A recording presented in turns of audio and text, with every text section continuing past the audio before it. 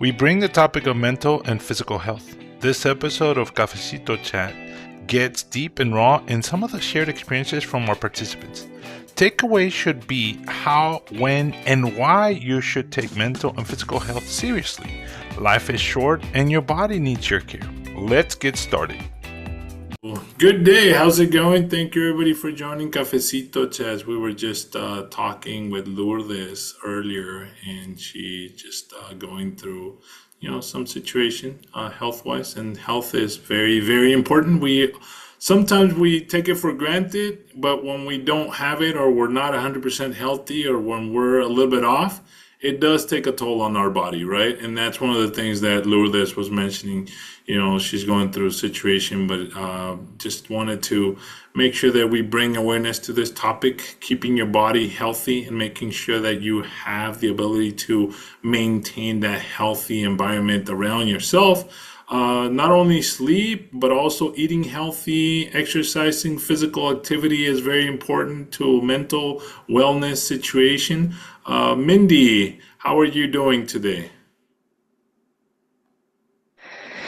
It's been a busy week with school starting here in New Mexico, so we're figuring out school schedules and who's doing drop-offs and pickups. So Yeah. we're like, oh Yes. man, Yeah. School like that schedule. time of the year. School schedule has been interestingly morphing over the last couple of years. Before it was Labor Day, you knew everybody was pretty much going to go to school, and that was a long, long summer for kids. I believe that Mr. Mike, myself, and maybe Mindy, we grew up in that generation where we knew that we were off in sometime June through the first week of September, and that was summer for us. At least for me, that was the case. I'm assuming for Mr. Mike Cruz, it was the case as well. Don't know for Mindy, but throughout the nation, we've also been seeing the shift through more of a hybrid schedule where some school districts are staggering, some schools are year round, some schools are on and off in different stages. Yeah, So that's it's very, not as consistent as it used to be. yeah. Like usually in the state, like it was pretty consistent Hmm. with middle schools, high schools, elementary schools, and even the charters. Yeah. And our charter for our son's middle school just changed this year to follow the district schedule, which is a lot nicer as a parent because now we're not having to have two separate spring breaks for the kids. So we basically couldn't plan a spring break for the kids because they each had two different spring breaks. Mm. And Mm. because they previously did a year-round model, but it was just harder for parents. It's probably better for the students long run when you look at the studies. But the downside, right? Like think about this a lot of the times, even from like a community aspect and how we do things with SHIP, is how are we modifying our community to match some of the things studies have shown us are better for our bodies, better for our minds, whether we're kids or adults, right? But we don't have the community support there. Like I know one of the things we really started to change for Noche de Ciencias and Padres Equipando is providing childcare during those events because a lot of times we had low attendance because parents didn't have care for their other children. And so downside, right? You look at liabilities when you incorporate childcare into situations. Mm-hmm. But that's what communities need to get services that could actually help them move forward. But there's definitely a big difference in what studies show us and how communities and society has evolved. Because Yeah. I bet much like you and Mike and Lazaro is, I also had a lot of freedom as a kid going out and filling the time with how I felt I should fill the time. Mm-hmm. Whereas now, like, I'm like, hey, we have this summer camp this week. We're going to make sure we have a little bit of music. We need some sports activities in there. And they just don't have as much flexibility as I feel like we used to. And I don't know how to find the balance Yeah. sometimes.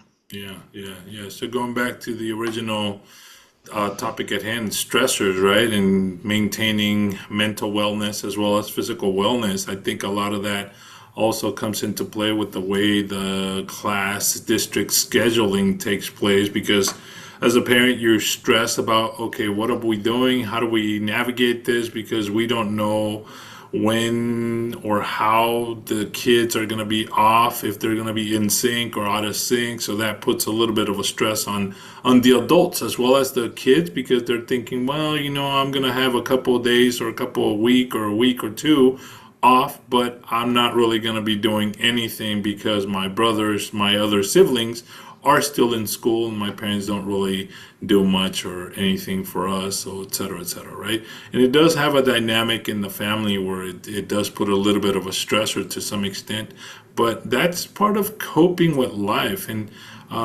making sure that we all continue communicating. Once again, last week we talked about communication is key, so having that communication seems to be also something that we need to do in this particular case as well. Mr. Mike Cruz, any thoughts on anything that we've said so far in regards to physical wellness, mental wellness, and physical exercise?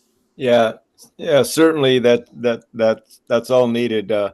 I got my mental wellness later on in life when I actually took a 5-day course, or actually the Navy captain says, all you managers, you need to take this 5-day course on stress management. I had no idea what it was all about, but the bottom line is it's eating well, understanding what to eat and how much to eat, and physical exercise. So mentally and physically, you need to balance those two. And I always remember the chart that it was kind of, I always kind of remember it to put everything in perspective. If you're not well, if you're not healthy, nothing else matters. So you have to take care of yourself first, and that's most important. So how do you do that? So as a young person, eating is certainly a challenge. Right now, my wife takes care of all the food stuff. We have a lot of vegetables and fruits and low carb stuff and high protein stuff, so we can manage that a little bit easier. But when you're working, I know I was eating bad. I always had that Coke and Snickers bar 2 o'clock in the afternoon to get me through to 5, which was not good. Yeah. So I understand the challenges that a young person has in the workplace, managing family, and especially if you have kids, and in the workplace. It's all important, and it's not on your agenda to do right now. Your agenda right now is to show up for work, make some money, take care of yourself, and all that seems to come first. And we always kind of, and health and mental health and physical health is there, but it's really not on your top one priority. You can spend some time doing that. So recommendations, I do a lot of cycling, and I used to do a lot of running, and that kind of carried me through physically. Mentally, that was a challenge. Knowing yourself, knowing your limits, when to say no. When to say no was a big one. I learned that later in life after I ended up in the hospital after doing like 3 conferences in a row, and I was sick during that time. So you have to learn how to say no, manage your time. If you have somebody you could talk to, a best friend or whatever, to kind of let a little bit of the burden off. But the burden will never go away. Whatever burden you have will be there. And that's the insidious thing that you need to be aware of. The burden will always be there. And so you need to be aware of that. And then you have to develop some coping mechanism to manage that. Take a walk at lunchtime. Take a 30-minute walk. Take a slow, and when you get up in the morning, don't rush. Don't rush. Take your time. You're going to get there. You'll be on work on time, et cetera, et cetera. So there's going to be a lot of things that are going to challenge you as stress. But understand that there's two kinds of stresses: a good stress and a bad stress. And the good stresses that are things that you can do to alleviate the bad stress. So I don't know if that makes any sense, but yeah, you're all going to have challenges, and be mentally solid. try and do some physical activity to get the endomorphins going, do some exercising. It doesn't have to be extreme. And the other thing is watch your weight. I know this has been an issue with a lot of people that I've seen over the years, even myself. Weight is always going to be an issue. You're going to eat wrong. You're not going to exercise. The job is going to take you away from a lot of things that you wish you could do, and your weight will get away. So watch that, and when it does, say, okay, it's time to readjust, and you can do that. And it's a mindset, and it's awareness, and you have to know yourself, and you have to know what your stressors are, and it's something you're gonna have to keep in mind. You just have to do it. Yeah. Thank you, Mr. Mike Cruz. That's great insight, great perspective. Lourdes, you had your hand up earlier? Yeah, I wanted to say, like, same thing with Mike. Sometimes you can do everything right and maybe your body's not responding the way it's supposed to. And maybe that's like an underlying issue. Like for me, I thought I was doing everything right. Then I like did a blood test and some things are not looking the best. So I'm working on that now. So you're always learning. Yeah. Yeah, the body, and also your body changes, believe it or not, over time, things that you used to do or that could do or were doing maybe are now not as benign as they were in the past or as non-important. And they do affect your body, right? And one of them, for example, we're talking with Lourdes earlier, sleeping patterns are important. And she's going through this situation where sleeping is becoming an issue where she can't really, so it's a little bit of insomnia. So I mean, there's probably some underlying cause there that she's not pinpointing quite just yet. So it could be mental, it could be emotional, it could be physical. So she's getting checked out to see what one of those is. And that's important. When you have some issue that pops up, go ahead and get checked out. If it doesn't get corrected, seek second, third opinions and try to figure it out. Don't let it go just unchecked. Otherwise, it does become a problem later on. Once again, myself, I'm not a spring chicken anymore. So what I could do in my 20s, 30s, 40s, it changes, and you can't do the same physical activity, with the same pace. So going back to Mr. Mike Cruz, if you wake up 10 minutes later because you snoozed on the alarm, don't rush, don't get up and try to hustle and regain some of that time, because if you get on the freeway, there could be potential issues. You're rushing, you're not paying attention. Just take your time, say, well, 10 minutes, 20 minutes, it is what it is. Maybe traffic is a little heavier, but you deal with it, you try to cope with it and take your time, and you'll get to the office when you get to the office, and you'll just have to make those 10 minutes up and come back a little bit later. And it is what it is, right? But it's better to get there than not to get there at all. So that's one of the big important things. Mr. Mike Cruz mentioned weight. A lot of us go through this mindset of, I got to drop 10 pounds. I got to drop 20 pounds. Or our clothing doesn't fit the way it used to. And that's just, sometimes that nags at us because society tells us one thing, and we see commercials and we see different things being portrayed on TV. But also health-wise, it does affect your blood pressure. It does affect your cholesterol, which is something that your heart gets affected, and that's ultimately an unhealthy situation that you're in.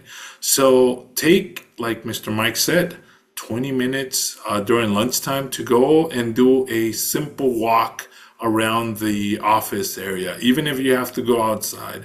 Or in the afternoon. I know that we all get home and we're all busy and we're trying to do one thing, another thing, and trying to keep up with the family activities and whatnot. But set aside 20, 30 minutes that are just for you. You don't have to go to the gym. You could just simply do simple push-ups, calisthenics, squats, and or sit up against the wall, and or do a walk around the block, and make sure that you spend those 20 minutes doing physical activity to get your body and your blood pumping. So that's good advice. And watch what you eat. Mr. Mike Cruz says that right now his wife is taking care, or they have the ability now, and they have the time, and they have the mindset of eating healthier, and that's very important. Healthy food creates healthy bodies, right?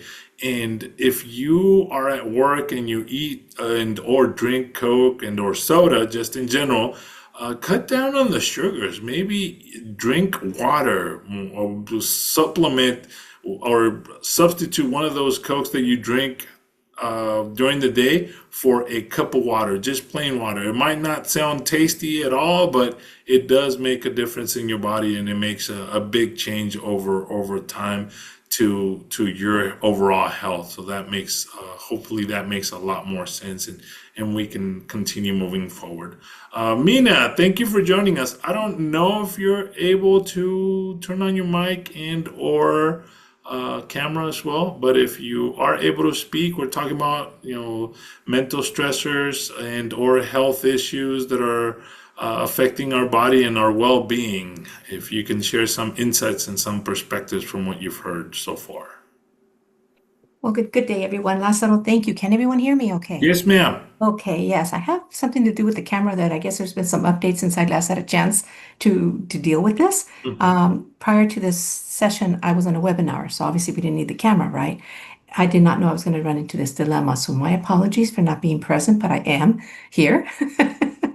And grateful for the opportunities to see how many of your messages. First of all, let me say this. What a straight A report card from all of you. I could not repeat anything that I've missed was captured here. I thought that was incredible because, you brought what you brought to your answer the question insight, right? And I couldn't agree even more because it was true for me. It increased my impact of what is actually occurring to me. It means so much. Lourdes, I think you cleared it with something just recently that, or excuse me, Lázaro, I believe you were summarizing what their goals are and what have you, but you mentioned something that Lourdes had just touched base on. And what was significant about that is that health seems to be the key message here, which Mr. Cruz specifically, I could ditto what he said. Could have been my response, but he said it so eloquently. And we've been through the corporate world in and out, and also on our voluntarism, all the ETA, external technical affiliation business that we did, not to mention SHIP and all the other acronyms that is a list full. I too took a situation once where I was 3 weeks into a dilemma with the family or the conferences. Oh, I had, a workshop that I had to give on a workplace etiquette and protocol. Okay, that was offsite, it was in Arizona. So that one was right before this huge 50th, like maybe 10 years ago, I think it was. Anyway, Raquel was the one that was, Tames was at the helm at the time. And so what's involved? Driving or flying? One of the two, right? If you didn't get, and I'm relating this to health, if you do not plan your business travels or social, whatever they're going to be, that is going to increase a lot of things, including the way you eat. It's going to change your sleep habits. Conferences are not taken lightly. There's a lot of walking. You could get your points, your miles, whatever you want to call them, but then you don't eat right. And so then it's time to get to a, what do you call these things? I call it a frenzy every time because the kids are so excited. There's a lot of noise going on, the little competition and the little, what do you call it, in-betweens that they do. So understanding your grit and perseverance takes adjustment to accomplish any of these goals. And if you don't have the plenty of sleep, and then you want to go ahead and, I'm a snacker, and I've learned my lesson. I continue to learn it. I continued even though going through what I'm going through now, a lot of medical exams. What has happened is that, yes, Lourdes, you said something about taking blood work. When they say take blood work, at least they're on it with you, okay? And they're not saying, oh, they take you for a number and then, you'll be patient number 20 down the road. And then you still have 2 months before you get to that test that they want you to have. Be very careful, be very mindful. So with myself, it's it's really something here. And I'm going to say my provider is Kaiser Permanente. And there's a lot of wonderful things that I'm learning as I go because my mother and my parents were both patients, okay? Also, or members, if you will. As it came for their time to use what they needed to use, and believe me, they went years without having to use the insurance. But when they had to, those certain issues caused a lot of trips to the hospital. I was their main caregiver, driving them back and forth, however way. So that toll hit me 10 years later, which is now. I'm telling you this, and thank you for inviting me to share my word. Health is everything, including your weight, because you have to really see it how it's going to fit you. Okay, you buy all this sportswear. Next thing you know, it's swimming on you. No, you can't be a cyclist and have baggy clothes. You know, it has to be tight. Just like you have to go underwater, you're a scuba diver. You can't have everything wango. You're not going to float right, and you're going to lose it. So you have to, and surfers too. What I'm getting at, make sure that if you can, if I can do anything in being a consultant, remember all of this turns to your personal image and your social graces. So your workplace etiquette and your protocol represents who you are. I've seen people have heart attacks at the office. They're cyclists. They're super powers in the sports fields, but they're engineers. And they put so much energy into all that. Then it's time for conferences. Okay, then I take care of their airlines, I take care of their hotels y todo eso. Have you ever thought about if you're going to have an emergency, who to contact? That information has to be on your body, not in your backpack, not in tu bolsillo, you know, whatever. Think about that. The youth that are listening to me right now, those are the kinds of things you really have to have with you in your body or on your body, however that way it is. Because if you get detached from your personal belongings somehow, you're not going to be able, if you're able to speak, you're not going to be able how to communicate. It happened to my parents, is what I'm trying to tell you. Nobody was home for them until I got home. So then all that stress, being a mom, I cannot believe the changes in my life that are going on right now. But the impact of everything I'm saying, whether you're a college student, whether you're in your work environment and doing really well, and then I've been told in the brain, también, because you have so much ganas and you're doing what you're doing, but remember, it's going to increase the impact of your personal image, your health, and everything that goes underneath that, okay, and what you eat. Easy on the sugar. You are so spot on about that. But that's all that's how I was grown up with. And then eating shakes and protein shakes y toda la cosa. What are you going to put in? Some fruit that's been sitting there for a while. Now it has something that you don't know that got into the blender.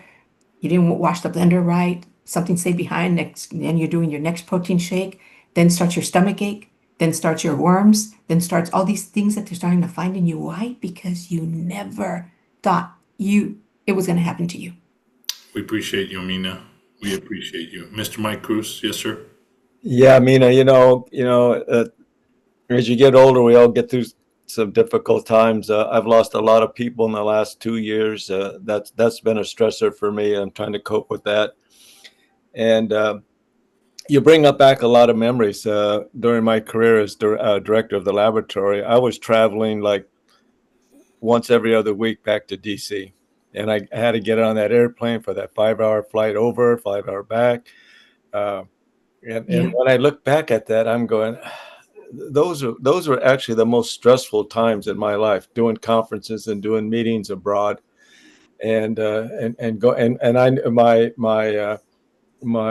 my system was either backed up or overflowing.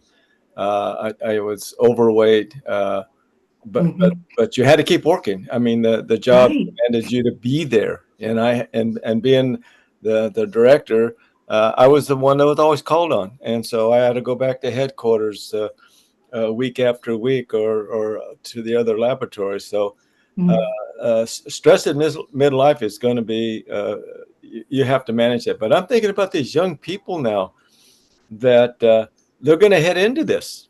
They're going to head into, you think your life's stressful now, young people.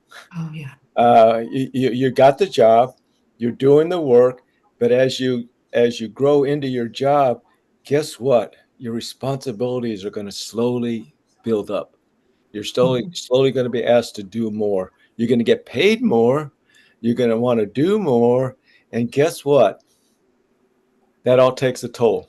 Mm-hmm. There's where you have to manage the amount of stress, the amount of energy that you're going to put into it. Yeah, I cycle a lot now, but I can manage my off time. I take a nap every day now. I couldn't do that when I was working. Yeah, Exactly. I'm not allowed to call them between 12 or 1 o'clock until like 4 o'clock. So, Yeah. But close your eyes for 15 or 20 minutes during the day. Yeah. It's a wonder. That will give you some new energy to cope with the day. But your responsibilities are gonna slowly build up. And as you reach your mid-level career and later career, if you're lucky, you have a routine that you can go to and do and work. But I don't think that's the norm. And in today's environment with computers and AI and all this competitiveness among companies, you young people are gonna have to deal with that. So a yearly checkup, I put that in there. Mm-hmm. If you can do a yearly checkup now with your health plan, it's usually called a wellness check. Do that. And when you get a blood test, kind of be smart about the blood test. I'm diabetic, so I get a lipid panel and cholesterol and all that other stuff. But there's other things that you may want to have that blood. A blood test doesn't check everything.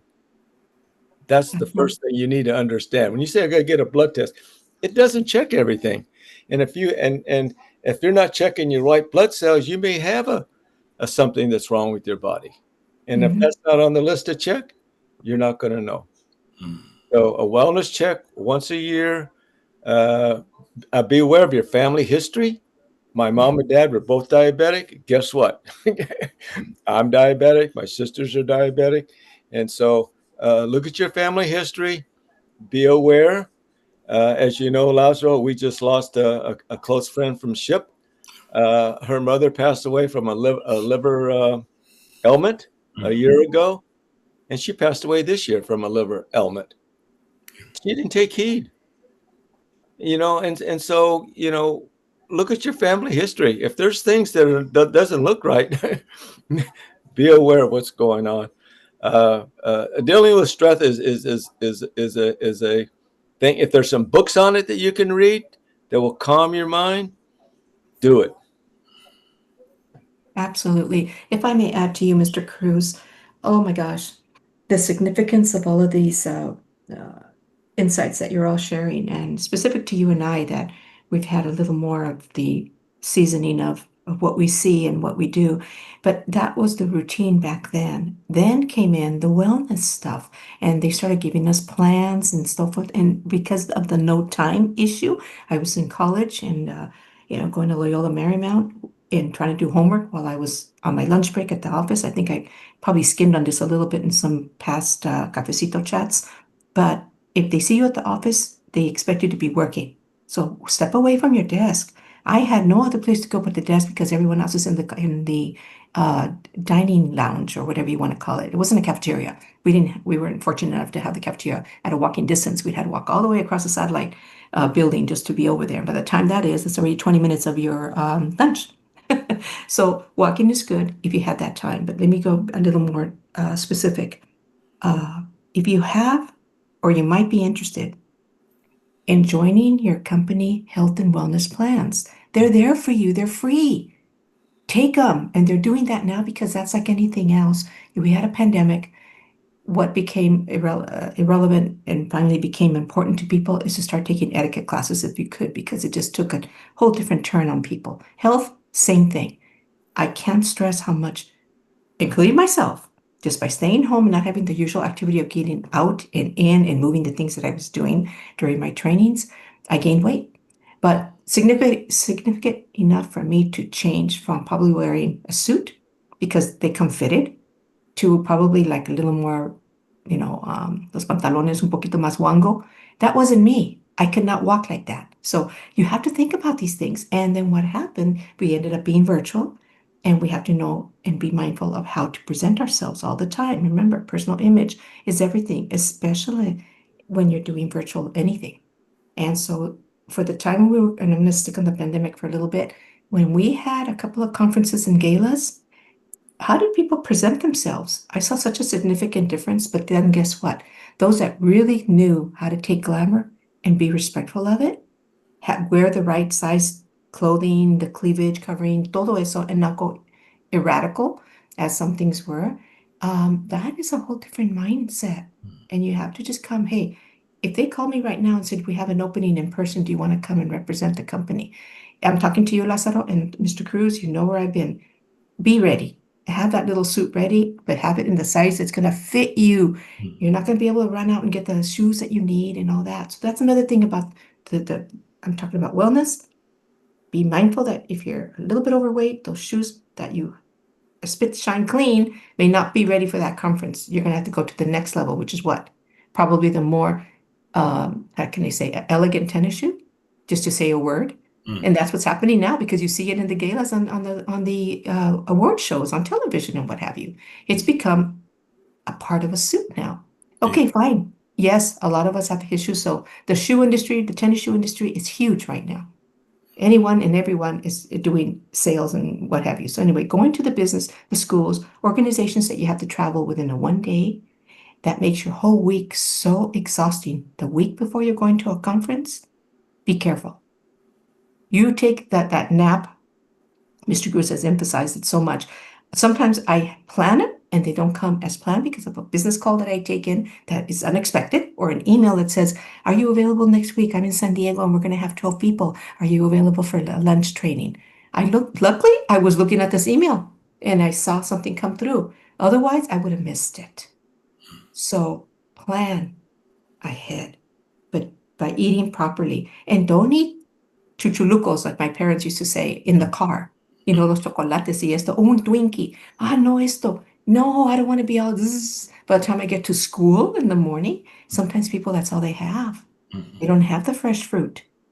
So where you're going to be missing out, you can provide yourself a healthy backup, but easy on the sweetness. And I'm only talking in terms of the health situation, because work will drain you.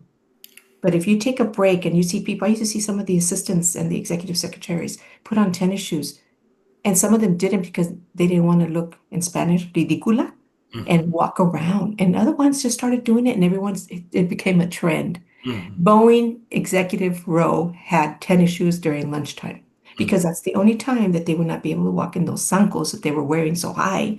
And then you have to go on elevators, not to mention the stairs. Everybody took the elevator because they couldn't walk up the stairs right with the shoes. Right. And then you can't wear heels in certain parts of the business that we were in. You couldn't do that. You couldn't wear jewelry, and you have to wear your hair up. So you come ready to prepare to work. If you're going to go to a dinner, which I normally had to do a switch and go get the boss's customers ready for their evening dinner, there's my second suit. I had to change, and I brought it into the office, and I could change and get going. You plan your day. Is how you're going to effectively work it. So don't forget to eat before you go to a dining event. You may not get a chance to eat because you're taking care of everybody else. And that stays so true right now, everybody. True. Please eat something healthy. And if you miss dinner or something, let them know that you're going to miss it, so that $100, $50 plate doesn't go uneaten. Yep.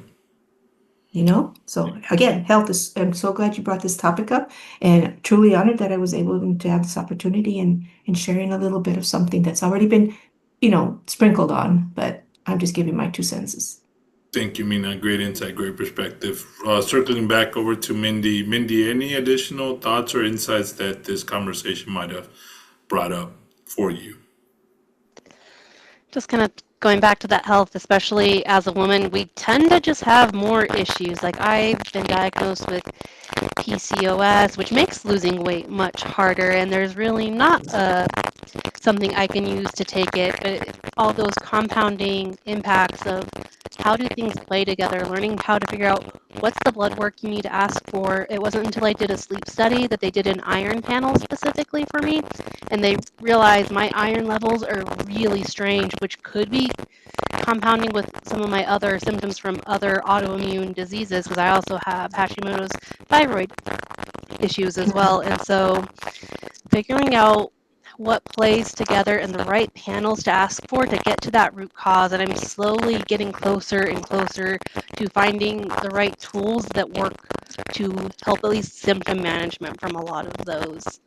Because I wish it was as simple to like, oh, I feel like I look at my diagnosis list and they're like, just lose weight. And I'm like, I bike 4 times a week. I lift weights 2 times a week. I track all of my food for about close to a year now, and I saw 0 weight loss. And a lot of that was, well, my thyroid medication was out, but my medication for PCOS was impacting my thyroid medication, and all these different interactions of how do I slowly work down some of those root cause issues. Yeah. So learn how to figure out what plays together as you start getting blood work done, and the earlier the better. Because I found out that my iron was probably genetic and not anything due to my diet or anything like that. And so I encouraged my dad to get his iron panel, and he found out his was really strange because we both have really strange inflammation, and so it's helping him get the right medication for his needs as well, just by asking of, hey, what did my iron panel look like? Great insight, great perspective. Yeah, every individual human body is different, right? But it does trickle down to some of the family history and diagnosis or lack of diagnosis thereof. For example, sometimes we don't know that our parents or our grandparents had a certain situation, and they ask you in the family questionnaire, do you know anybody that has this? But they probably weren't checked for that, so you don't know, or it wasn't fully disclosed, so you say no, and all of a sudden the doctors have to kind of shoot in the dark and try to figure out what's wrong with you, and try to give you some sort of blood test and or just physical exam to make sure that they figure and discard that. So yeah, exactly. And especially within our Hispanic community, sometimes going for those extra blood work, you're like, oh, it's just fine, it'll go away. And it's like, well, now we're missing a piece of data. We don't know if it's genetic, diet, something else. And it's okay to go to the doctor. And just sometimes I know it was hard to get past that when my own parents really didn't even go to the doctor. yeah. Right. Yeah. For me, I've been fortunate enough that I'm, plus or minus 20 pounds from when I was in high school. So it's not necessarily too bad, but it's still up there a little bit. And my daughter recently has been calling me a sugar junkie just because I do like chocolate. And I'm like, come on, I don't eat chocolate every day. So she calls me a sugar junkie. So I'm like, all right, whatever. So she does bring that to mind every once in a while. So I'm like, when she looks at me and she says, you're a sugar junkie, I've slowly learned to start putting down that candy bar or that sugar pop or whatever. I'm like, yeah, okay. So she's calling me out on that. So, Lourdes, any additional thoughts or insights that this might have brought up for you? Yeah, I want to add to what Mindy said. I think advocate for yourself. It's a really big one because sometimes they easily dismiss it. I've been lucky. I tend to only have female doctors because I feel like they listen to me more than like male doctors. That's just my personal experience or my bias that I have. But yeah, it's a lot of doctor visits, a lot of diet changes, all this other crazy stuff to figure out what's wrong. And it's taxing, but it's better to find it earlier rather than later. Yeah, and you're right. When you go to the doctor, especially now that healthcare is extremely expensive, even if you have health coverage through your job, or if you have Medicare, Medicaid, or Medi-Cal, they do try to dissuade you from getting additional tests or checking for additional illnesses. They tell you, oh, just eat right, or drink more water, or sleep a little more, or walk a little more, or watch your vegetables, and or eat differently, and make sure that you follow through. But they don't really check, or they don't want to do additional checks. But you do have to, as Lourdes said and Mindy indicated, advocate for yourself and say, hey, this is not just something that's going to go away. I need to get additional testing performed. We need to figure out what is wrong with me so that there could be a proper process and plan to go ahead and mitigate the situation before it becomes worse, right? And going back to Mina, I think that's more or less what has happened in your life to some extent. Either doctors didn't catch it, or everything, as Mr. Mike Cruz indicated, they only check regular red blood cells and they don't check the white blood cells, for example, and all of a sudden later on in life, that turns out to be a big issue that they weren't really monitoring, and all of a sudden you're stuck with this, and all of a sudden it is something that is very, very health related, and it affects you at a physical aspect in life, and down the line, as we get older, our bodies do take a bigger hit for anything that happens to them, right? If you hit yourself, like my mom says, and my dad used to say, el golpe no te duele ahora, te duele 20 años después. So if you hit yourself now and 20 years down the line, you're going to feel that bruise. And all of a sudden it's going to be like, oh man, that really hurts. And Yeah. it sounds funny, but it's true, right? It's very true. It does take a toll. So what happens to you in your 20s and 30s all of a sudden has repercussions in your 40s and 50s, 60s. And it's a little bit harder to cope with that, but you have to manage somehow and take it slow. Going back to Mr. Mike Cruz, take it slow, make sure that you follow through, make sure that you have the right attitude and the right mindset as well. So around the room, any additional comments, Mr. Mike Cruz? Well, it's my career has taken me through the ringer. I was lucky to go to grad school and not work at the same time, which was a big help. A lot of my peers had to work and go to school at night. So it's the the life story is going to be challenging. Let's put it that way. Mhm. And they're going to be good times. They're going to be tough times. And how you deal with it in the long run is going to be your mindset on how you view life.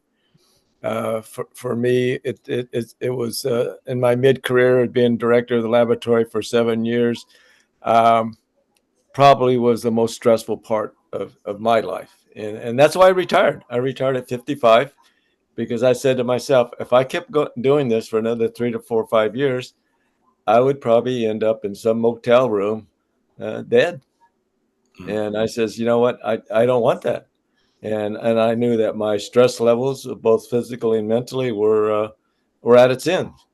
So you're going to have to make that decision. If you have the opportunity to switch careers or make something in life a little bit more manageable, that'll be a life decision. And some people have made that decision. If your job gets to be too, and you know it and you feel it, real stressful, and you can say, oh, I can probably go another 3 to 5 years. But if you're saying, another 10 or 15 years in this certain work environment, if it's not healthy, you have to make it healthy. And sometimes people, I had a young engineer that we're going to make him a manager, and he says, no. I want to do what I love, and that's working on the bench and working with my hardware and doing measurements and et cetera, et cetera. And so he knew that going into management, and you've seen it. You go into management, it's a whole different ballgame. Instead of doing your hands-on stuff, now you have to deal with people and policy and money and assets and et cetera, et cetera. So your area of responsibility just grows exponentially. So be aware of that.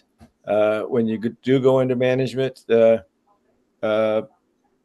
aware. It's going to be the range of responsibility is going to be greater, but the rewards will be greater, and you're going to have to mitigate that with your lifestyle to boot. I know a lot of people. I took up tennis while I was during that time. It was me and my tennis racket on the airplane for many years. And so take life, at a pace that you could live with. Yeah. Thank you, sir. Appreciate it. Great insight, great perspective. Lourdes, any thoughts, comments? No, just thank you for sharing. Awesome. Thank you. And I hope your situation health wise gets a little better and they resolve this issue or at least identify what's going on with you.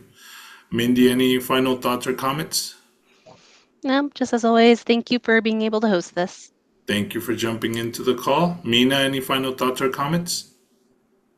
Yeah, having the majority of um, my 34 years in aerospace and working coming in as a administrative assistant and through the years promoting, there were three opportunities where I had a promotable opportunity and I declined.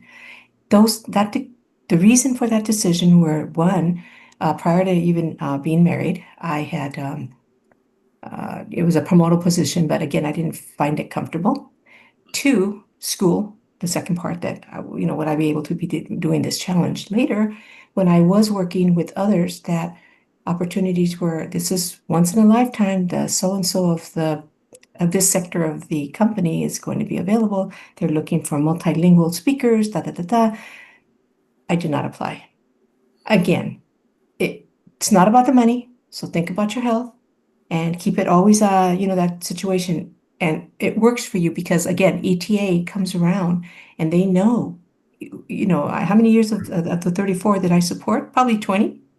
And I have it, it's history to me, it's my legacy, having done that and the majority of it volunteering. So if it's going to take you to flight and you have to be airborne, I should say, make sure that you have the medications that you need to go, or even get a checkup ahead of time. You may not have an idea that you had whatever it is that you might be having, because it happened with people that we had to do a group and we had to be somewhere. We ended up being in McAllen, Texas. Person could not breathe right. I took care of that person coming off the plane until we didn't even get to the hotel. We just went straight to what we had to do. I'm sharing something personal here, but it's okay because that person now still works in Seattle, and it's great role, but he had to take care of his weight because, back then they were heavier, and it wasn't a discrimination thing where, you're too heavy to get hired in or anything like that. It's a very great position, but be mindful as a manager. Not everybody, I think I read that here, Mindy. You're so very right.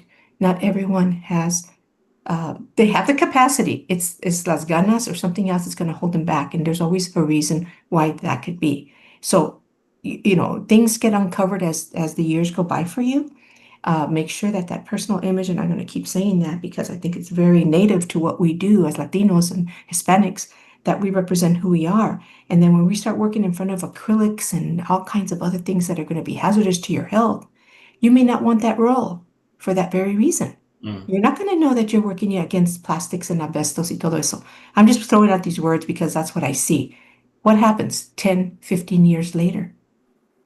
Oh, you worked in an area that had asbestos. These are people, relatives of mine. They had no clue that had anything to do with their health down the road. What did they get? Lung cancer. My mother-in-law was one of them. Not a smoker, not a drinker, nada, lung cancer. And it was like, oh dear. And, she raised the kids at home and everything, and she was a CPA. She was strong in math and did all that. Kept the records for my father-in-law, who was a gardener for profession. The illness came in other ways. So it could be the smoke from the buses or what have you. Learn when you travel, learn when you're outside, be careful of your surroundings. Time and time later, look at the farmers. Look at how many of them now not even in life, right? Because of all the ¿cómo se llaman? All the pesticides that they put out on the fruit. And then we're the ones eating it. So it's everywhere, everybody. So just remember to keep that smile, and hopefully you get the opportunities to make a better impact on your own personal health. Thank you, Mina. Great insight. Well, thank you for jumping in. And today's topic is health-wise, is being mindful about your health, your personal health, your physical health, your body, and your mind as well. And make sure that you keep up with it and don't just put it aside. Don't say, mañana lo hago, do it today.